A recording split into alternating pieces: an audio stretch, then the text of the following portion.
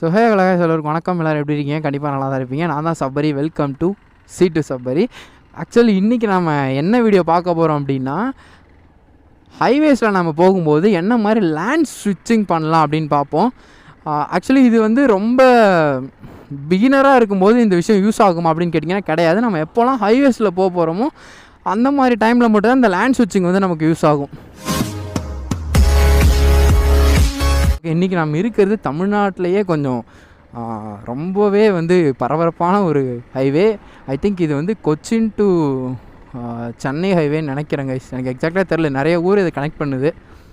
Okay, first விஷயம், இந்த மாதிரி ஹைவேஸில் நம்ம பைக் ஓட்டும்போது தயவு செஞ்சு இந்த வெள்ளைக்கோட்டுக்கு அந்த பக்கம் போகணுன்னு மட்டும் ட்ரை பண்ணாதீங்க மக்களே. ஏன் இதை நான் சொல்கிறேன் அப்படின்னா, அது வந்து பாதசாரிகள், அதாவது நடந்து போகிறவங்க அல்லது சைக்கிளில் வரவங்க, இல்லை ஏதோ கொஞ்சம் அவங்களால ரொம்ப இந்த ஹைவேக்குள்ளே ஃபாஸ்ட்டாக போக முடியாதுன்றவங்க அதில் போகிறதுக்காக தான் அந்த வெள்ளைக்கோடு போட்டிருக்காங்க. இல்லை பார்க் பண்ணி ஓரமாக நிறுத்துறதுக்காக வண்டி எமர்ஜென்சி சுச்சுவேஷனில். ஸோ அந்த டைமில் நாம் வந்துட்டு அதுக்குள்ளேயே இப்போ ஒருத்தவங்க போகிறாங்க பார்த்தீங்களா, அந்த மாதிரி நம்ம அந்த இடத்துல போகணும் அப்படின்னு ட்ரை பண்ணுறோன்னா அவரோட ஸ்பீடை விட நான் அதிகமாக போகிறேன். ஸோ நான் என்ன பண்ணுவேன், ஒவ்வொரு டைமும் அவரை இந்த மாதிரி போகிறவங்களை தாண்டும் போது இந்த மெயின் ரோடுக்கு வந்துன்னா நாங்கள் போகிற மாதிரி ஒரு சூழ்நிலை வரும் இல்லையா. அப்போ எனக்கு பின்னாடி இருந்து வரவன் இந்த மாதிரி ஹைவேல ரொம்ப ஃபாஸ்ட்டாக வருவான். ஸோ அது பெரிய பிரச்சனை. ஸோ தயவு செஞ்சு அந்த ஒயிட் கோடுக்கு அந்த பக்கம் போகிறத தவிர்த்துருங்க. ஸோ இப்போ நம்ம லேண்ட் ஸ்விட்சிங் பார்க்கலாம். ஆக்சுவலி இந்த மாதிரி ஹைவேஸில் வந்து ரெண்டு இருக்குங்க. ஒன்று ஃபாஸ்ட் லேண்ட், இன்னொன்று ஸ்லோ லேண்ட். இந்த ரெண்டு லேண்டுக்கு என்ன டிஃப்ரென்ஸ்னால், அந்த பக்கம் போகுது இல்லையா, பார்த்தீங்களா எவ்வளோ ஃபாஸ்ட்டாக போகிறாங்க, அது வந்து ஃபாஸ்ட் லேண்ட். அப்புறம் இன்னொன்று, அந்த மாதிரி குட்டியான லாரி லோடு ஏற்றிட்டு போகிறவங்க அவங்கெல்லாம் போகிறதுக்குமே அந்த லேண்ட் யூஸ் பண்ணுவாங்க. அப்போ பைக்கில் போகிறவங்களுக்கு இந்த லேனே போதுமான்னு கேட்டிங்கன்னா எஸ், இதுவே இனஃப், இந்த லேனே போதும். பட் அந்த லேன் ஏன் அப்படின்னா ரொம்ப ஃபாஸ்ட்டாக, இப்போ என்னோடய ஸ்பீடு வந்து ஒரு 90+, நான் வந்து ஒரு 80க்கு மேலே போக போகிறேன், அன்கண்ட்ரோலபிளாக என்னோடய கண்ட்ரோலில் மட்டும் தான் நான் போவாங்கும்போது நம்ம அந்த லேன் யூஸ் பண்ணிக்கலாம், எந்த பிரச்சனையும் இல்லை. பட் எனக்கு வந்து லேண்ட் ஸ்விட்ச் பண்ணி போகணுன்னு தான் ஒரு ஆசையாக இருக்குது அப்படின்னு உங்களுக்கு தோணுச்சுன்னா எந்த பிரச்சனையும் இங்கே லேண்ட் ஸ்விட்ச் பண்ணி போகலாம். ஸோ இப்போ நம்ம முதல்ல இந்த ஹைவேஸை வந்து எப்படி கிராஸ் பண்ணுறதுன்னு பார்க்கலாம். இப்போ நாங்கள் ஒரு யூட்டர்ன் அடிக்க போகிறேன். ஃபஸ்ட்டு எனக்கு பின்னாடி என்னென்ன வண்டிலாம் வருதுன்றதை மிரர் வச்சு தான் பார்க்க முடியும். ஓகே, நிறைய வந்துட்டுருக்கு, அவங்க போகட்டும். ஸோ நான் வந்து பின்னாடி நிறைய வண்டி வருதுன்றதை பார்த்துட்டேன். எப்படி பார்த்தேன், நான் திரும்ப இல்லையா, எப்படி பார்த்தேன்னா என்னோடய மிரர் வச்சு தான் பார்த்தேன். ஸோ கொஞ்சம் இந்த மாதிரி பேரிகேட் இருந்தால் பிரச்சனை இல்லை. பேரிகேட் சைடு வந்துட்டோன்னா நம்மளை எவனும் அடிக்க மாட்டான். அப்படி இல்லைனா ரொம்ப ஓரமாக வந்து நின்றுக்கோங்க. அப்புறம் இந்த மாதிரி கண்டினியூஸாக வந்துகிட்டே இருப்பாங்கங்க.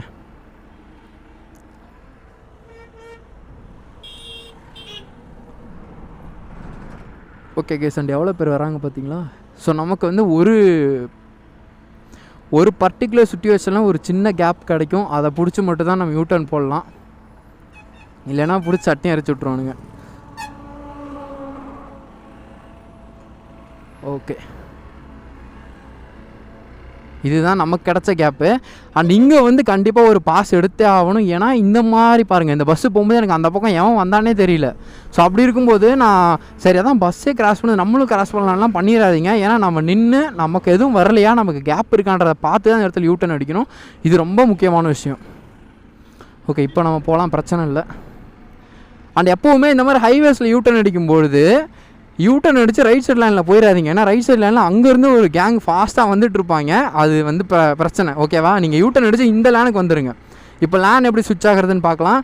ஃபஸ்ட்டு வந்து இண்டிகேட்டர்ஸ், இது ரொம்ப முக்கியம். நான் ரைட் சைடு இண்டிகேட்டர் போட்டுட்டேன், எனக்கு பின்னாடி யாரும் வரலை. ஸோ நான் இப்போ இந்த சைடு லேன் ஏறிட்டேன். ஓகேவா, இந்த சைடு லேன் எப்பப்போலாம் நீங்கள் ஏறணுன்னா ரொம்ப ஃபாஸ்ட்டாக போகிறீங்க. இருங்க, நான் அந்த சைடு லேனுக்கு போயிடுறேன். இப்போவுமே இண்டிகேட்டர் போட்டிருக்காங்க, எனக்கு பின்னாடி யாரும் வரலனாலும் நான் போட்டிருக்கேன். ஓகேவா, இப்போ நம்ம எப்போலாம் அந்த சைடு லேண்ட் ஏறணும் அப்படின்னா நம்மளோட ஸ்டாப் ரொம்ப தூரத்தில் இருக்குது, நம்ம ரொம்ப ஃபாஸ்ட்டாக போகிறோம், இங்கே எங்கேயுமே நிறுத்த போகிறது இல்லை, ரொம்ப தூரத்துக்கு நம்ம ட்ராவல் இருக்க போது ரொம்ப ஃபாஸ்ட்டாக போகிறோன்னா மட்டும் அந்த லேண்ட் ஏறுங்க. ஏன்னா திடீர்னு ஏதாவது பிரிட்ஜ் வருது, நம்ம லெஃப்ட் எடுக்கணும், கீழே போகணுன்னு நமக்கு இந்த லேண்ட் தான் ரொம்ப ஹெல்ப்ஃபுல்லாக இருக்கும். ஸோ இந்த லேண்ட் ஸ்விட்சிங் அப்போ கண்டிப்பாக நம்ம பார்க்க வேண்டியது இண்டிகேட்டர்ஸ். அப்புறம் ஸ்பீடை குறைக்கக்கூடாது. எப்போ குறைக்கணும்னா நமக்கு பின்னாடி எவனாவது வரான்னா மட்டும்தான் குறைக்கணும். ஓகேவா, அப்புறம் இன்னொரு விஷயம், இந்த லேனில் போகலாமா சபரியா, எனக்கு பின்னாடி பஸ்ஸெல்லாம் வரும்போது ஹார்ன் அடிச்சிட்டே வராங்களேன்னு கேட்டிங்கன்னா அது அவன் பிரச்சனை, அது அவன் பார்த்து போய்ப்பான். பார்த்தீங்களா, இப்போ நான் இதே லேனில் தான் போகிறேன். பட் என்ன ஒரு பஸ்ஸு வந்து ரைட்டில் சைடு எடுத்து அவங்க வந்து ஓரங்கட்டி தான் போகிறாங்க. ஆக்சுவலி இப்படி போகக்கூடாது. போனால் என்னையே வந்து இந்த ஒயிட் கோடுக்கு இந்த பக்கம் தள்ளி விட்டாங்க. ஸோ இந்த தப்பை பண்ணாதீங்க. நீங்கள் இந்த ஒயிட் கோடுக்கு இந்த பக்கம் வருன்ற அவசியமே இல்லை. அது அவனோட பிரச்சனை, அவன் தான் நமக்கு இடம் கொடுத்து போகணும். ஓகே இப்போ பார்த்தீங்களா, என்னையவே நைஸாக இந்த ஒயிட் கோடுக்கு இந்த பக்கம் தள்ளி விட்டாங்க. என்ன நடக்கும்னா, நம்ம வந்து வழி கொடுக்குறோன்னு நினச்சிட்டு அவங்க என்ன பண்ணுவாங்க, நம்ம போகிற லேண்ட்லேயே நம்மளை சைடு எடுக்க ட்ரை பண்ணுவாங்க. ஸோ அப்படி நாம் அவங்களுக்கு இடம் கொடுத்துடக்கூடாது. அதுக்கு தான் சொல்கிறேன், நம்ம ஒரு லேண்டில் போகிறோமா, அந்த லேண்டோட சென்டரில் போங்க. இல்லை நான் இந்த லேண்டில் தான் போகிறேன்றத பின்னாடி வரவனுக்கு எப்படியாவது நீங்கள் காட்டுங்க. எப்படி காட்டலாம் அப்படின்னா, நான் இடம் விட மாட்டேன்ற ஒரு ஈகோனஸ் காட்டக்கூடாது. இந்த மாதிரி இடத்துல என்ன பண்ணலாம் அப்படின்னா, நம்ம ரொம்ப அவங்க சைடு ஏறாமல் கொஞ்சம் நம்ம சைட்லேருந்து சென்டர் ஆஃப் அந்த லேண்ட், நம்ம லேண்டோட சென்டரில் மட்டும் போனால் போதும். நான் ஏன் இந்த லெஃப்ட் சைடு லேண்டில் நீங்கள் போங்க, அதுதான் யூஸ்ஃபுல்லாக இருக்கும்னு நான் சொன்னேன்னா, இப்போ பாருங்கள், என்னால் இந்த சர்வீஸோட ஈஸியாக பிடிக்க முடியுது.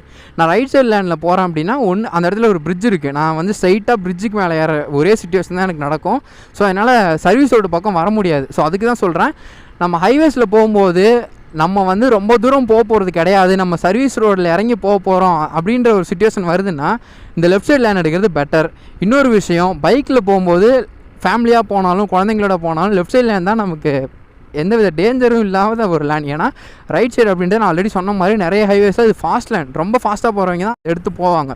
விச் மீன்ஸ் 120 200+ நான் சொல்ல கிடையாது, அது லீகலே கிடையாது முதல்ல இங்கெல்லாம். ஸோ கொஞ்சம் ஒரு 90+ ஒரு 85 மேலே போகிறவங்களுக்கு தான் அந்த ரைட் சைடு லேண்ட் இருக்குமே தவிர, ஒரு 70க்குள்ளே 60க்குள்ளே 50க்குள்ளே போகிறவங்களுக்குலாம் இந்த left side land is enough. அப்புறம் ஒவ்வொரு டைம் நம்ம லேண்ட் சுவிட்ச் ஆகும்போதும் பிரேக் அடித்து ரொம்ப ஸ்லோ பண்ணி லேண்ட் சுவிட்ச் ஆகணுன்ற அவசியம் கிடையாது. பின்னாடி யாரும் வரல அப்படிங்கிற பட்சத்தில் நம்ம டக்குன்னு இண்டிகேட்டரை போட்டு லேண்ட் சுவிட்ச் பண்ணிக்கலாம். இப்போ வந்து பாருங்கள், நான் வந்து பேரலாக இந்த ஹைவேஸ் கூட இந்த சர்வீஸ் ரோட்லேயே போயிட்டுருக்கேன் இல்லையா.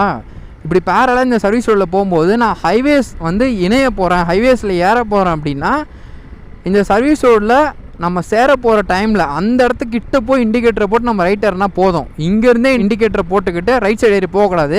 ஏன்னா மோஸ்ட் ஆஃப் த சர்வீஸ் ரோடில் போத் வேஸ் யூஸ் பண்ணுவாங்க. போகிறவங்களும் இதிலே போயிட்டுருப்பாங்க, வரவங்களும் இந்த 2 சைடு யூஸ் பண்ணி போயிட்டு வந்துட்டுருப்பாங்க. ஸோ அதுக்கு தான் சொல்கிறேன், நம்ம சர்வீஸ் ரோட்லேருந்து ஹைவேஸை ஜாயின் பண்ண பார்த்தீங்களா, அந்த பக்கம் வராங்க பாருங்கள். சர்வீஸ் ரோட்லேருந்து அந்த பக்கம் ஜாயின் பண்ண போகிறோன்னா நம்ம அங்கே போயிட்டு பைக்கை நிறுத்தி பின்னாடி சைட்லலாம் வராங்களான்னு பார்த்துட்டு அதுக்கப்புறம் அந்த ஹைவேஸில் ஜாயின் பண்ணுறது தான் கரெக்டான ப்ராப்பரான வே. அண்ட் இண்டிகேட்டர் நீங்கள் எந்த சைடு திரும்பினாலும் யூஸ் பண்ண வேண்டியது ரொம்ப கட்டாயமான ஒரு விஷயம். இப்போ உங்களுக்கு தெரியும்னு நினைக்கிறேன், இது வந்து ஒரு சர்வீஸ் ரோடு இல்லையா. இங்கே வந்து போகிறவங்களும் சரி, இங்கே பாருங்கள் வரவங்களும் சரி இதே ரோடை யூஸ் பண்ணிகிட்ருக்காங்க. இப்போ நான் இங்கேருந்து அந்த ஹைவேஸில் போய் ஜாயின் பண்ண போகிறேன்னா, நான் வந்து எனக்கு ஆப்போசிட்டில் வரவங்கள பார்க்கணும், எனக்கு லெஃப்ட்டில் வரவங்கள பார்க்கணும், எனக்கு பின்னாடி வரவங்கள பார்க்கணும், ரைட்டில் ஹைவேஸில் போகிறவனையும் பார்க்கணும். இப்படி 4 விஷயத்தை பார்க்க முடியுமா? யோசிச்சு பாருங்கள், சடனாக போனோம் அப்படின்னா. அதனால் கரெக்டாக இங்கே போய் நிறுத்தி அந்த கார் போனாங்க பார்த்தீங்களா, இங்கே போகும்போது கரெக்டாக நிறுத்தி ஸ்லோ பண்ணி கார் யாரும் வரல, ரைட்டில் இண்டிகேட்டர் போட்டான், உள்ளே ஏறி போயிட்டான். ஸோ இதை தான் கரெக்டான ப்ராப்பரான மெத்தட். ஒரு சர்வீஸ் ரோடில் இருந்து நம்ம ஒரு ஹைவேஸில் ஜாயின் பண்ண போகிறோம் அப்படின்னா ஃபஸ்ட்டு விஷயம் ஸ்லோ டவுன் பண்ணுறது, மிரர் வச்சு பின்னாடி யாராவது இருக்காங்களா, அண்ட் தென் பைக்கில் போகும்போது சொல்கிறேன், அந்த ஹைவேஸில் யாருன்னா இருக்காங்களா, ஃபாஸ்ட்டாக போகிறாங்களா, இந்த 2 விஷயத்தை நோட் பண்ணணும். காருக்கு பிரச்சனை இல்லை, அங்கேருந்து வரவங்களே காரை நோட் பண்ணுவாங்க. பைக் அவ்வளோ சீக்கிரம் அவங்களுக்கு பிளைண்ட் ஸ்பாட்டாக இருந்துச்சு, கண்ணுக்கு தெரியாமல் இருந்துச்சுன்னா அடித்து தூக்கி போட்டு போயிட்டே இருப்பானுங்க. ஸோ தயவு செஞ்சு ஸ்லோ டவுன் பண்ணி அந்த ஒரு ஸ்பேஸ் கொடுத்துருக்காங்க பார்த்தீங்களா, அந்த இடத்துல நிறுத்தி கூடமே நான் ஃபஸ்ட்டு நிறுத்தின பாருங்கள் வீடியோவோட ஸ்டார்டிங்கில், அந்த இடத்துல நிறுத்தி ரைட்டில் யாருன்னா வராங்களான்னு பார்த்து உள்ளுக்குள்ளே இருங்க. அப்புறம் லேண்ட் சுவிட்சிங், இந்த லேண்ட் பற்றின இன்னும் எதனா டவுட்ஸ் இருந்துச்சுனாலும் நீங்கள் கமெண்ட்ஸில் சொல்லுங்கள். நான் ஆக்சுவலி இதில் வந்து ஒரு பெரிய ஸ்ட்ரெச் என்னால் எடுக்க முடியாது, ஏன்னா எடுத்தேன் அப்படின்னா வேறு ஒரு ஊருக்கு போயிடுவோம். அவ்வளோவுக்கு நம்மக்கிட்ட பெட்ரோலும் இல்லை, முதலீடும் இங்கே கிடையாது. ஸோ அதுக்கு தான் இந்த சின்ன ஒரு ஸ்ட்ரெச்சை யூஸ் பண்ணி மட்டும், இந்த லென்த் ரோடை யூஸ் பண்ணி மட்டும் தான் என்னால் இந்த கண்டென்ட் முடிக்க முடியும். ஸோ இன்னும் உங்களுக்கு டவுட்ஸ் இருந்துச்சுன்னா சொல்லுங்கள். நான் எப்போது ஊருக்கு போகும்போது கேமரா இருந்துச்சு கையில் அப்படின்னா நான் கண்டிப்பாக வீடியோ எடுத்து இந்த ஹைவேஸில் எப்படி ஓட்டலாம், என்னென்ன மாதிரி ஓட்டலாம், என்னென்ன பண்ணக்கூடாதுன்னு ரொம்ப டீட்டெயில்டாக உங்களுக்கு ஒரு வீடியோ போஸ்ட் பண்ணுறேன். ஓகேவா? அண்ட் இந்த வீடியோ உங்களுக்கு யூஸ்ஃபுல்லாக இருந்துச்சுன்னா மறக்காமல் லைக் பண்ணிக்கோங்க, உங்கள் ஃப்ரெண்ட்ஸ் உங்களுக்கு ஷேர் பண்ணிக்கோங்க. Love you all, take care, bye.